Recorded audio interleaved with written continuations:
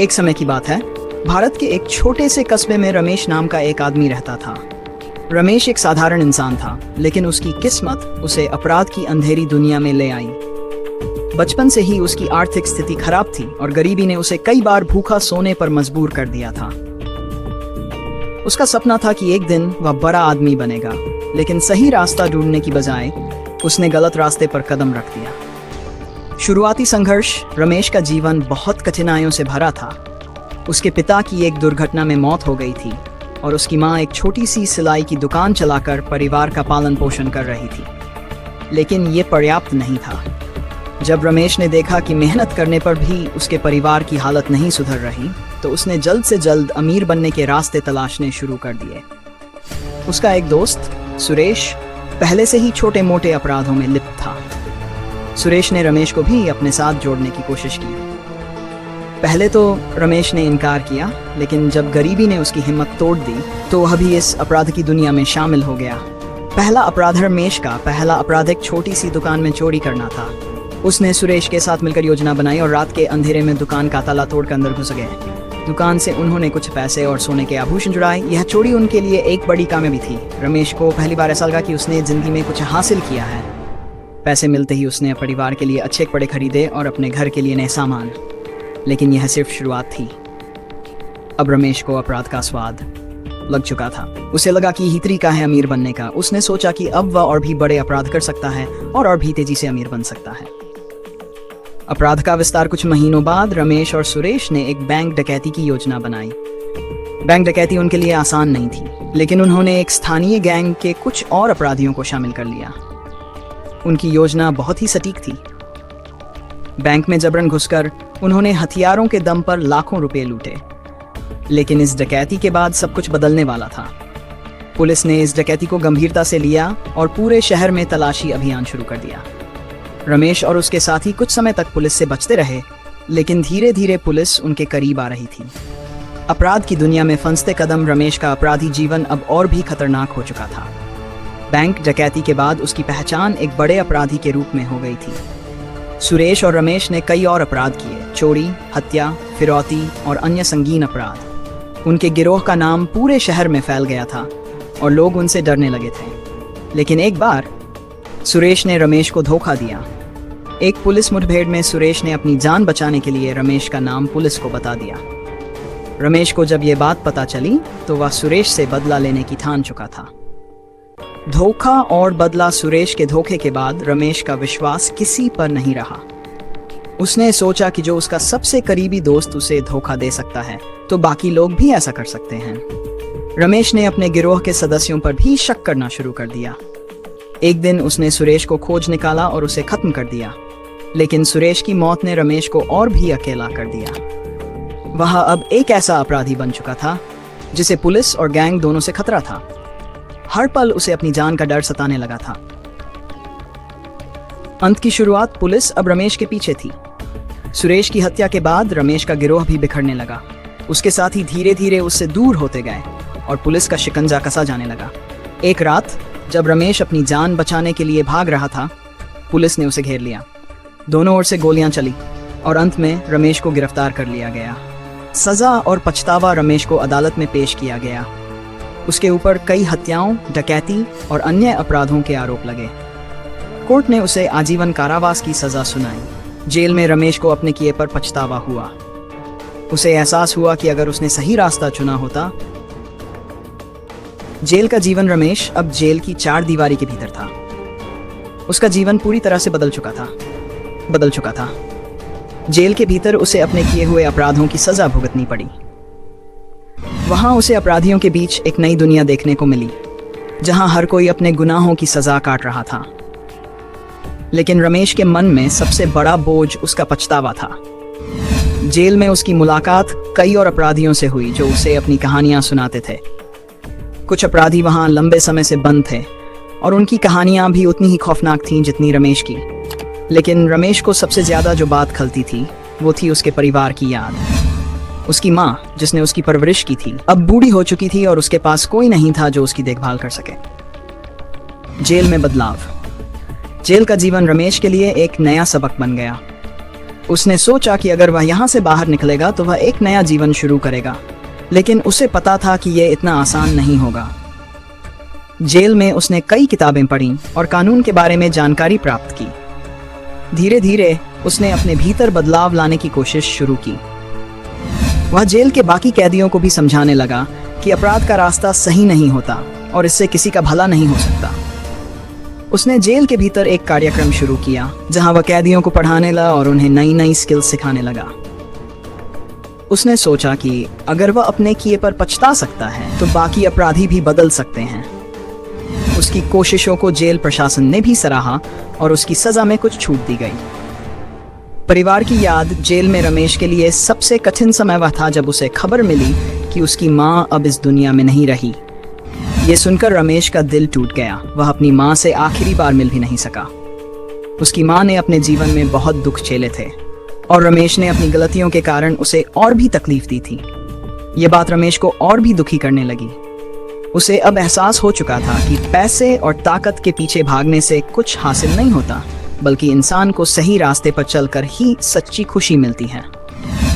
Jail से बाहर कई साल बाद जब रमेश की सजा पूरी हुई तो उसे जेल से रिहाई मिली, लेकिन बाहर की दुनिया अब उसके लिए वैसी नहीं रही थी जैसी वह उसे छोड़कर गया था।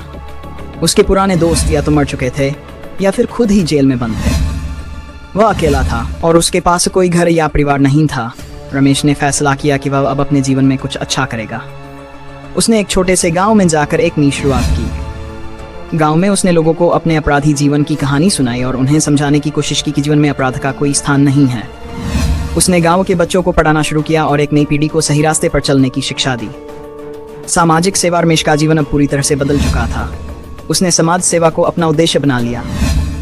वह गांव-गांव जाकर लोगों को समझाता कि कैसे सही रास्ते पर चलकर ही इंसान अपने जीवन को सफल बना सकता है। उसने कई युवाओं को अपराध की दुनिया से बाहर निकाला और उन्हें एक नया जीवन जीने की प्रेरणा दी। उसकी मेहनत रंग लाई और धीरे धीरे उसकी पहचान एक समाज सेवक के रूप में हो गई। उसने एक संस्था बनाई जो उन युवाओं की मदद करती थी जो अपराध की दुनिया में फंस चुके थे। उसकी संस्था उन युवाओं को शिक्षा देती, उन्हें रोजगार के अवसर दिलाती और उन्हें सही मार्ग पर चलने की प्रेरणा देती। नया जीवन। रमेश ने अपने जीवन को पूरी तरह से बदल दिया था। अब वह उस अंधेरी दुनिया से बाहर निकल चुका था जिसमें उसने अपना आधा जीवन बर्बाद कर दिया था। उसने सीखा कि सही रास्ता ही जीवन को सफल बना सकता है। अब वह एक प्रेरणादायक व्यक्तित्व बन चुका था। उसके जीवन की कहानी अब दूसरों के लिए एक सीख बन चुकी थी कि चाहे कोई भी परिस्थिति हो, कभी भी अपराध का रास्ता नहीं चुनना चाहिए। रमेश का जीवन अब शांति और सेवा में बीतने लगा और उसने अपनी पिछली गलतियों को सुधारने के लिए अपने जीवन को समाज के लिए समर्पित कर दिया। पुरानी यादों का सामना। रमेश का जीवन अब शांति और सेवा के बीच बीत रहा था, लेकिन उसके मन में हमेशा एक बात खटकती थी, उसका अतीत। भले ही उसने अपने जीवन को बदल लिया था, लेकिन अपने पुराने गुनाहों से छुटकारा पाना आसान नहीं था। रात के सन्नाटे में उसे उन लोगों की यादें सताती थीं जिन्हें उसने अपने अपराधों की वजह से नुकसान पहुंचाया था। उसे अपने हाथों से किए गए हर अपराध का बोझ महसूस होता था और यह उसे चैन से सोने नहीं देता था। रमेश ने फैसला किया कि अगर उसे अपने अतीत का बोझ कम करना है तो उसे उन सभी लोगों से माफी मांगनी होगी जिनके जीवन को उसने तबाह किया था।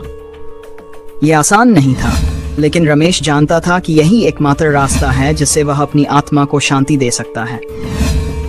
पीड़ितों से माफी। रमेश ने एक एक करके उन लोगों से मिलने की योजना बनाई जो उसके अपराधों की वजह से पीड़ित हुए थे। सबसे पहले वह उस दुकानदार से मिलने गया जिसकी दुकान उसने अपने जीवन के पहले अपराध के तौर पर लूटी थी। दुकानदार अब बूढ़ा हो चुका था और उसकी दुकान भी अब पहले जैसी नहीं रही थी। जब रमेश उसके सामने खड़ा हुआ तो वह बूढ़ा उसे पहचान नहीं सका, लेकिन जब रमेश ने उसे अपना परिचय दिया और अपने अपराध के लिए माफी मांगी तो दुकानदार की आंखों में आंसू आ गए। उसने रमेश को माफ कर दिया, ये कहते हुए कि जिंदगी में हर इंसान से गलतियां होती हैं, लेकिन तुमने अपनी गलती मानकर उसे सुधारने की कोशिश की, यही तुम्हारी असली जीत है। इस माफी ने रमेश के दिल पर एक बड़ा बोझ हल्का कर दिया, लेकिन यह सिर्फ शुरुआत थी। रमेश ने उन लोगों से भी मिलने की कोशिश की जिनके परिवार के सदस्य उसके अपराधों में मारे गए थे। कुछ लोगों ने उसे माफ कर दिया, लेकिन कुछ ने उसके सामने दरवाजा बंद कर दिया। रमेश ने यह समझ लिया कि हर किसी से माफी मिलना संभव नहीं है, लेकिन उसने अपनी तरफ से पूरी कोशिश की।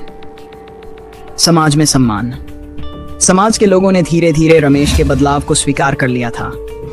उसकी संस्था अब और भी बड़ी हो चुकी थी और वह कई युवाओं की जिंदगी को सुधारने में सफल हो रहा था। कई शहरों में उसके नाम की चर्चा हो रही थी कि कैसे एक अपराधी अपने जीवन को बदलकर समाज का सम्मानित व्यक्ति बन गया। रमेश ने कई समाज सुधारक कार्यक्रमों में भाग लिया और अपनी कहानी को लोगों के सामने रखा।